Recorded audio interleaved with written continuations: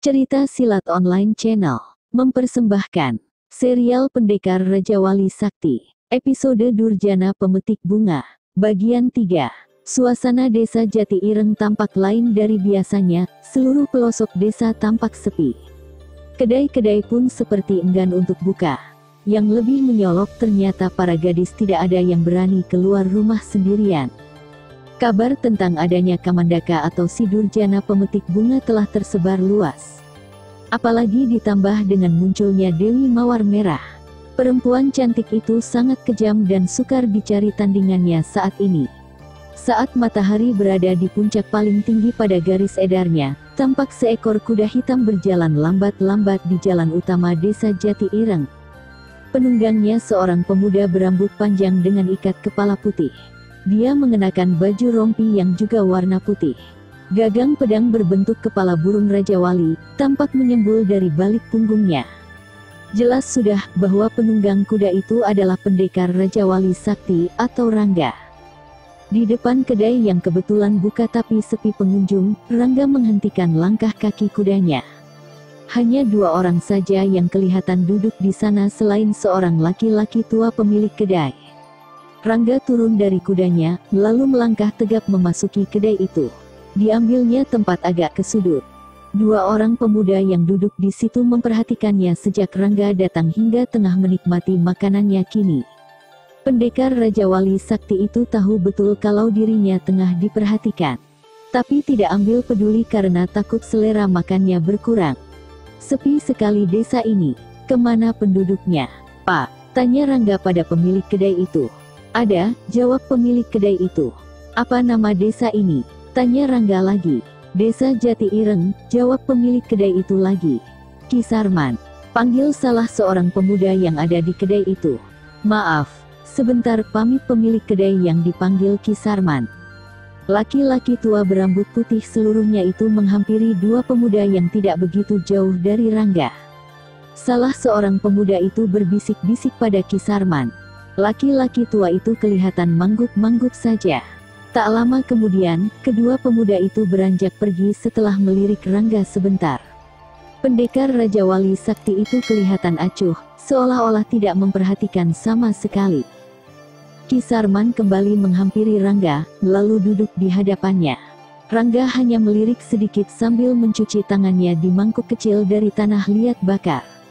Sebelah kakinya diangkat naik ke bangku yang didudukinya. Matanya sempat melirik 2 pemuda tadi yang kini berdiri agak jauh dari kedai. Ada penginapan di desa ini, Ki? Tanya Rangga yang kini menyebut Ki pada Ki Sarman, mungkin maksudnya agar lebih akrab. Tidak ada, Den. Tapi kalau Aden mau, bisa menempati kamar belakang kedai ini. Aku juga tinggal di sini sendirian, sahut Ki Sarman ramah. Sendirian? Keluarga Aki di mana? Aku sudah lama hidup sendirian. Istri Aki telah lama meninggal. Anak tidak punya. Ada juga saudara, tapi jauh sekali tinggalnya. Kalau begitu, bolehlah. Aku juga tidak lama tinggal di sini, kata Rangga menyetujui. Berapa 1 harinya? Jangan dipikirkan, Den. Aki sih tidak pernah pasang tarif. Terserah Aden saja ingin memberi berapa. Rangga hanya tersenyum saja. Aden datang dari mana? Tanya Ki Sarman sambil membereskan meja bekas makan Rangga. Dari Karangsetra, Ki, jawab Rangga terus terang. Wah, jauh sekali. Perlu 1 pekan berkuda baru sampai ke sini. Tujuannya kemana? Den, Rangga. Panggil saja aku Rangga, Ki, kata Rangga yang sebenarnya risih dipanggil Den. Den Rangga akan kemana tujuannya? Kata Ki Sarman mengulangi pertanyaannya lagi. Entahlah, Ki. Kemana saja kuda hitamku melangkahkan kaki, kesitulah aku pergi, jawab Rangga mendesah. Ki Sarman mengangguk-anggukkan kepalanya. Sudah dipahaminya kalau pemuda itu adalah seorang pengembara yang tidak punya tujuan, pasti memang banyak pengembara yang singgah ke desa ini. Jadi sebenarnya, kedatangan Rangga tidak lagi menjadi perhatian. Tapi dalam situasi sekarang ini, kedatangan pendekar Raja Wali Sakti itu tentu saja mendapat pengamatan 2 orang pemuda yang tadi berada di kedai ini. Mereka terus mengamati dari jarak yang cukup jauh. Rangga paham betul kalau dirinya tengah diawasi, sama sekali tidak ambil peduli. Pendekar Raja Wali Sakti itu malah meminta Ki Sarman untuk mengantarnya ke kamar yang akan disewa. Dengan senang hati laki-laki tua itu mengantarkannya. Di mana-mana sama saja, sebuah kedai makan sering menyediakan kamar untuk bermalam. Sebenarnya Ki Sarman memilihkan kamar yang agak ke belakang. Tapi Rangga justru memilih yang paling depan, sehingga bisa melihat langsung ke arah jalan dengan leluasa lewat jendela. Ki Sarman tidak bisa menolak. Tamu, baginya adalah raja yang harus dilayani sebaik mungkin agar senang dan betah. Dari kamar ini Rangga dapat lebih jelas lagi melihat dua orang pemuda yang terus mengawasinya. "Tolong beri makan kudaku, Ki," kata Rangga sebelum Ki Sarman keluar dari kamar itu. "Jangan khawatir, Den. Aki juga punya banyak kuda. Pasti kuda dan Rangga akan terawat baik oleh pemelihara kudaku," sahut Ki Sarman. "Terima kasih," ucap Rangga. Pendekar Raja Wali Sakti itu segera menutup pintu kamarnya begitu Ki Sarman berlalu. Juga, dikuncinya pintu kamar ini. Sebentar Rangga mengamati keadaan kamar yang cukup besar dan lumayan baik. Tidak mungkin aku keluar melalui jendela. Bisa-bisa malah ketahuan oleh dua orang anak muda itu, kata Rangga dalam hati, tapi kemudian tersenyum ketika melihat ke atas. Tubuh pendekar Raja Wali Sakti itu melenting ke atas dan hinggap di palang balok dengan hati-hati sekali. Dibukanya genting kamar itu, kemudian tubuhnya kembali melenting keluar setelah lubang di genting cukup untuk tubuhnya. Dua orang pemuda yang mengamati kedai Ki Sarman sangat terkejut ketika tiba-tiba saja di belakang mereka telah berdiri orang yang tengah diawasi. Kedua orang itu sampai terlonjak begitu Rangga menepuk pundak mereka. "Ada yang salah pada diriku, Kisanak?" tanya Rangga ramah dan bersahabat. Kedua orang itu tidak langsung menjawab tapi hanya saling pandang saja. "Kalau kalian tidak menyukai kehadiranku di sini, sekarang juga aku akan pergi," kata Rangga seraya berlalu. "Tunggu," cegah salah seorang. Rangga berhenti melangkah, langsung berbalik. "Siapa kau, dan apa tujuanmu datang ke sini?" tanya seorang lagi. "Aku Rangga, dan kesini hanya singgah sebentar." "Siapa Kisanak berdua?" Rangga balas bertanya setelah memperkenalkan diri. "Aku Somat, dan ini temanku, Mirat." Salah seorang yang bernama Somat juga memperkenalkan diri. "Kami berdua adalah petugas keamanan desa, yang harus selalu waspada terhadap setiap pendatang." "Oh, apakah selalu begitu?" tanya Rangga sedikit heran mendengar keterangan itu. "Ya, tidak selalu. Tapi dalam beberapa hari ini kami dituntut untuk lebih waspada lagi," jawab Mirat menjelaskan. Tampaknya desa ini sedang mengalami sesuatu," gumam Rangga menduga-duga. "Kelihatannya kau memang orang asing yang tidak tahu menahu keadaan di sini," Somat juga bergumam. "Kalau kalian berdua percaya, aku memang tidak tahu keadaan di sini. Aku hanya singgah dan aku meneruskan perjalanan setelah cukup beristirahat." "Kau seorang pendekar?" selidik Mirat. "Ah, bukan," jawab Rangga merendah. "Aku hanya pengembara biasa yang mencari hidup dari satu desa ke desa lain." "Kau membawa senjata?" Pengembara yang membawa senjata, tentulah pendekar. Mirat tetap pada pendiriannya. "Besok atau lusa, aku akan meninggalkan desa ini. Permisi," pamit Rangga yang tidak menggubris kecurigaan Mirat. Pendekar Raja Wali Sakti itu terus saja melangkah ke kedai Ki Sarman. Sedangkan dua orang pemuda itu memandangi dengan dipenuhi berbagai macam tanda tanya. Mereka masih berdiri di situ meski Rangga telah pergi, masuk dalam kamarnya. "Kamu percaya dengan keterangannya, Somat?" tanya Mirat yang masih mencurigai Rangga. "Entahlah," jawab Somat sambil mengangkat bahunya. "Aku curiga. Jangan-jangan dia teman Kamandaka yang akan ke Bukit Jati Ireng, lalu singgah dulu di sini." Mirat mengemukakan kecurigaannya. "Tapi dia kelihatan sangat sopan dan tidak bermaksud buruk pada penduduk desa ini," bantah Somat. "Menilai seseorang jangan dari luarnya, Somat. Coba kau lihat Kamandaka. Kata-kata dan sikapnya selalu lembut dan sopan, tapi hatinya busuk melebihi iblis. Aku melihat ada sinar kejujuran di matanya, tidak liar seperti Kamandaka." Sergah Somat membantah. "Ingat tugas kita, Somat. Kita tidak boleh percaya begitu saja terhadap orang asing." Mirat mengingatkan temannya. Aku tahu, Mira, aku juga tidak bermaksud lalai dalam tugas. Tapi aku yakin kalau dia tidak bermaksud buruk datang ke sini. Malah sepertinya, aku dapat wangsit kalau dia seorang pendekar tangguh yang diutus Yang Maha Kuasa untuk menyelamatkan Jati Ireng. Ah, kau terlalu banyak menghayal, rungut Mira. Aku bukan menghayal, Mira. Kau jangan salah paham dulu. Aku sepertinya pernah mengenal ciri-ciri orang itu. Somat mengerutkan keningnya seolah-olah tengah mengingat-ingat sesuatu. Sudahlah, bagaimanapun juga kita harus tetap mengawasi gerak-geriknya. Kau di sini saja, Somat. Aku akan melaporkannya kepada Paman Bayan Sangkuni, kata Mirat yang tidak ingin memperpanjang perdebatannya.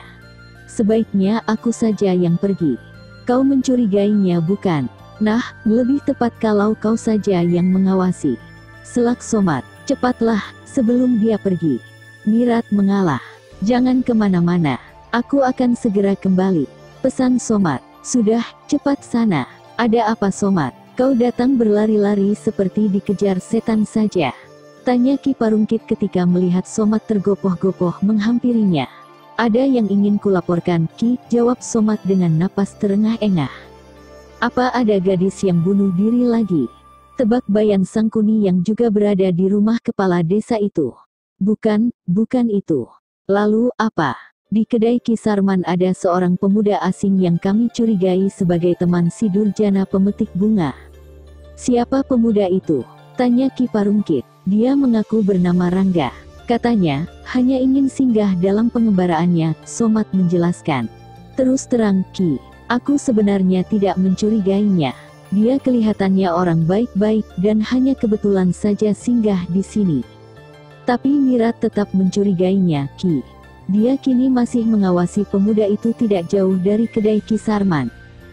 Rangga, Bayan Sangkuni bergumam beberapa kali menyebut nama Rangga. Keningnya berkerut pertanda tengah berusaha mengingat-ingat. Kau kenal nama itu, Sangkuni? Tanya Ki Parungkit. Sebentar, desah Bayan Sangkuni. Sepertinya aku pernah mendengar nama itu sebelumnya. Ki Parungkit dan Somat hanya diam menunggu penjelasan Bayan Sangkuni. Mereka tahu kalau Bayan Sangkuni cukup berpengalaman dan berpengetahuan luas baik di dalam maupun di luar dunia persilatan. Dia juga banyak memiliki hubungan keluar. Hampir seluruh tokoh dunia persilatan dikenal baik olehnya. Lama juga Bayan Sangkuni berpikir, mencoba mengingat-ingat. Perlahan-lahan kepalanya terangkat ke atas kemudian terdengar desahannya yang panjang dan berat. Rasanya tidak mungkin, gumam Bayan Sangkuni pelan. Apa yang tidak mungkin, Sangkuni?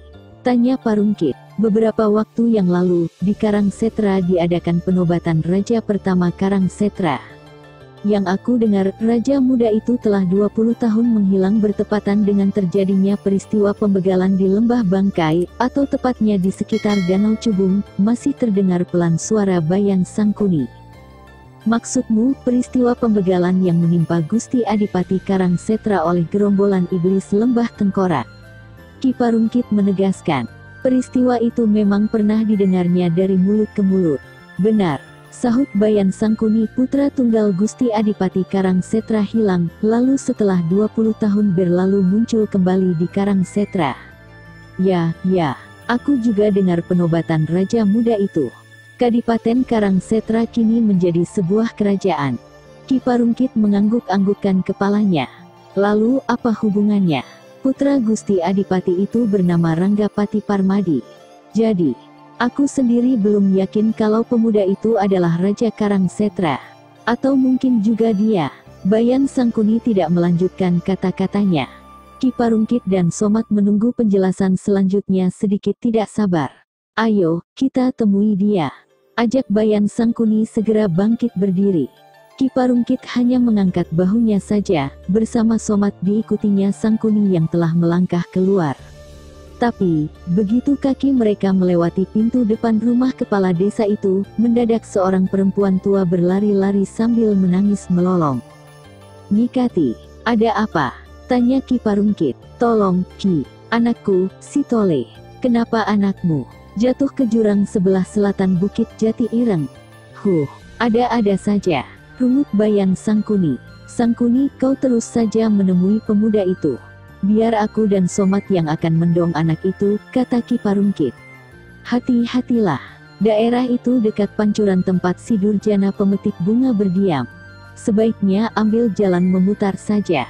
Pesan Bayan Sangkuni. Ya, aku tahu, sahut Ki Parungkit. Ayo, Nyi. Lanjutnya kepada Nyi Kati. Bayan Sangkuni menggeleng-gelengkan kepalanya memandangi kepergian Ki Parungkit bersama Somat dan Nyi Kati. Ada-ada saja. Persoalan satu belum juga selesai, malah muncul persoalan lain. Bayan Sangkuni menarik napas panjang-panjang, kemudian diayunkan langkahnya mendekati kuda yang tertambat di bawah pohon rindang. Tidak berapa lama kemudian, laki-laki berusia sekitar 40 tahun itu telah memacu kudanya menuju kedai Ki Sarman.